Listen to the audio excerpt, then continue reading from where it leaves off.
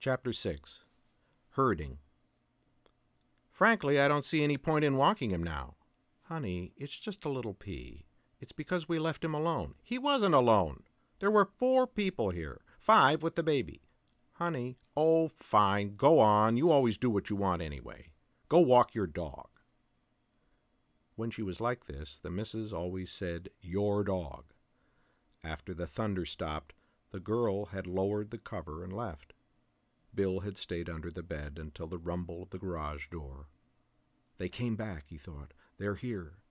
He had pulled and twisted his oversized body out from under the bed, waiting at the entrance when they came in.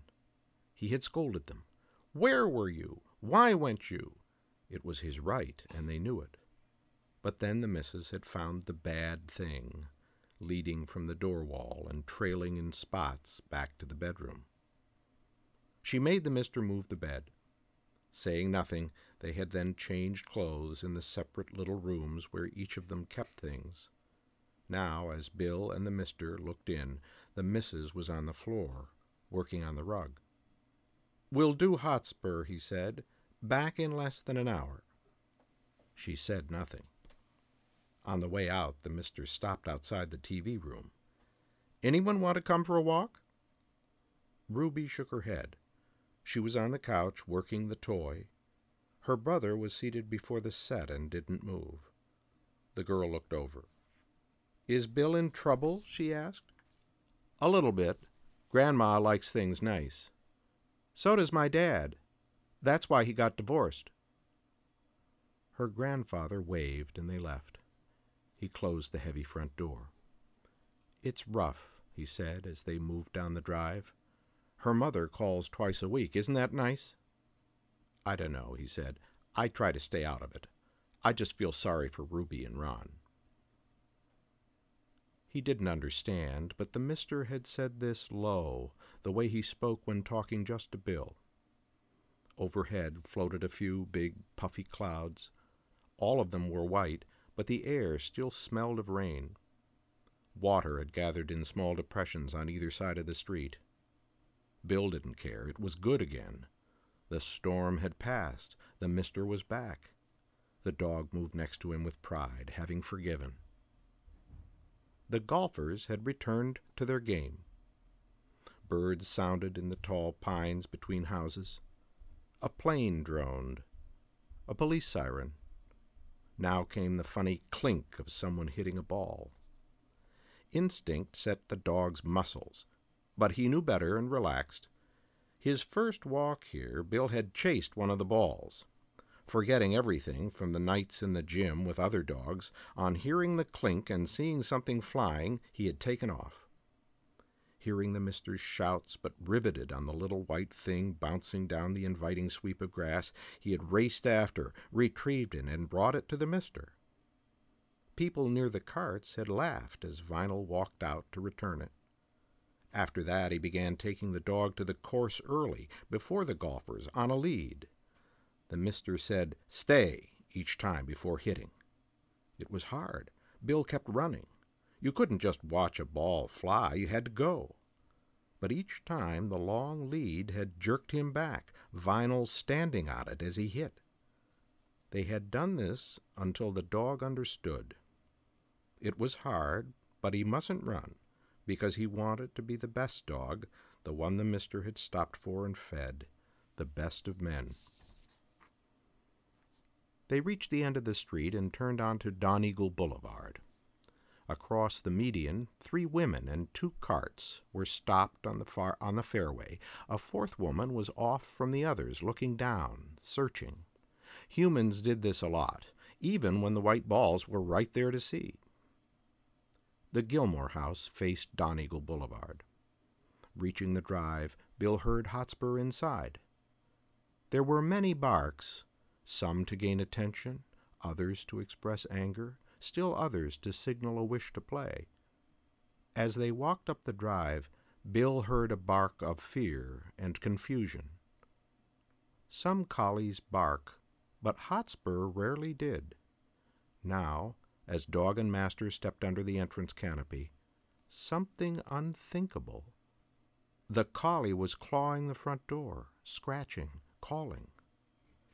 "Okay, buddy, that's okay. Just a second." The mister had a key. "Hold it, hold it." The collie's nose was jammed in the crack, the dog still barking as Vinyl reached for the collar. Yes, yes, he had it and shoved in. Bill waited, followed. The mister moved in, holding the collar until he could shut the door. He let Hotspur go, and still the dog barked. Jesus! He walked into the house, Bill behind. It was the same as his own, bedrooms and TV room in front, the vaulted central hall leading back to the big room. As the freed collie jumped and barked, the mister stopped. What a mess! Pillows had been torn apart. A dining chair lay on its side. Next to it lay a wooden salad bowl. There were napkins and napkin rings, a shredded newspaper. There was the smell of blood. "The storm," Vinyl began, picking things up. "You guys really hate hurricane season." He took the torn paper and pillows into the kitchen and came back. "We'll call Glenda and give her a heads up on this," he said. "You're not helping matters much, Hotsy." "I peed," Bill said, as Hotspur passed him. "They left me. They went somewhere to see your missus during the storm." "The storm was bad, that's not it." Hotspur passed again, pacing, circling furniture grouped before the glass door wall. "What can I do? She's crazy. She's making me crazy. She thinks he's dead. She keeps going on about not being there. Yesterday, you thought that was all of it?" Hotsy passed again. "He's out there. I know it. He's not dead. Nothing's wrong. He has no car. He's waiting for her. What's she doing? She's here on the phone telling people this mistake. Her mind's gone. I don't know why. All I know is Glenda is making a mistake and I'm going crazy. Cliff and I have our schedule. He knows me. We do things." He stopped before the glass a second, looking out at the pool and fairway beyond. The glass was smeared with blood and saliva. The dog whined, turned, and again circled. "I'm this particular kind of dog. He knows it. We go to the beach. We do the frisbee. All the time, every day, we're doing something. Jobs. We have a schedule." "Okay, guys, let's go." The mister was back with the lead.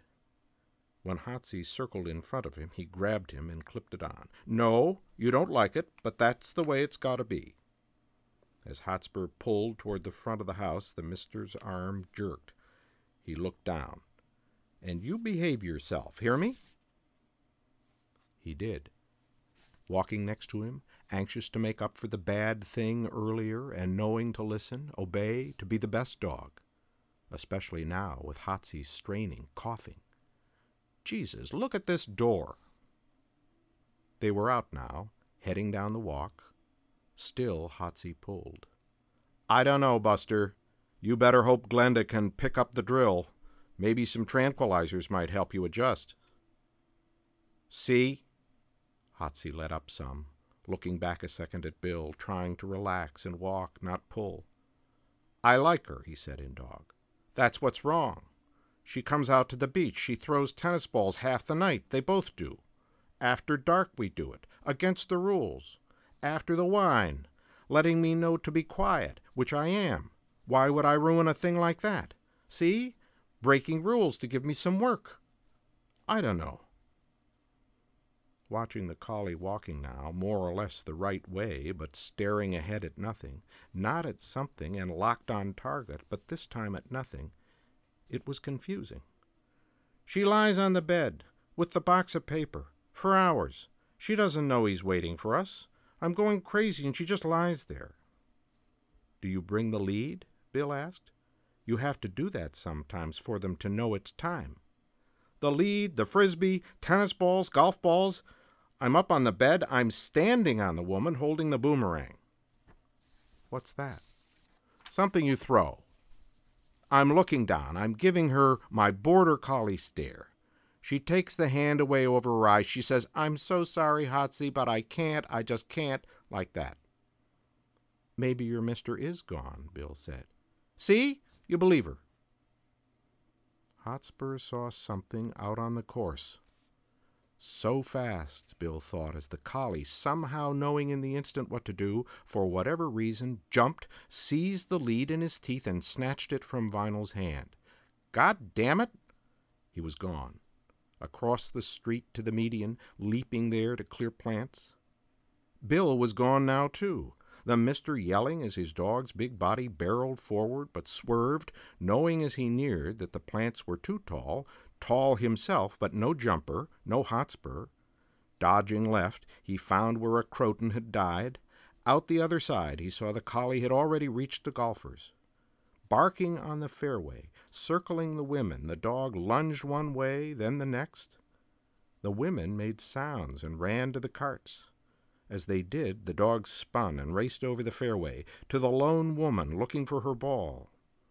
Bill loped across the course, seeing she had straightened and now saw the dog coming. He veered, racing at her. She screamed, running now clumsily toward the carts. The collie circled behind her, barking, nipping, back and forth, pure herding instinct and method. Bill came to a stop. He watched as the other women huddled behind the carts, afraid. The running woman reached them, crying, Hotspur barking, keeping them there. Smell it? What?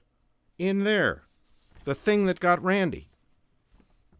Bill looked out at the hanging, gray-green mass of foliage. Many smells reached him from the jungle rough. Rot, dead and live birds, snakes, the scent of possum and raccoon, squirrels. I don't smell it, he said. It's there, Hotspur barked. The mister was shouting, trotting from the road. I have to keep her from going in, because of the thing that got Randy. For good measure, the collie began circling the carts. It worked. The women stumbled aboard. They were all talking at once now, Vinyl calling, It's all right, don't be afraid. He chased the lead, stepping and missing again.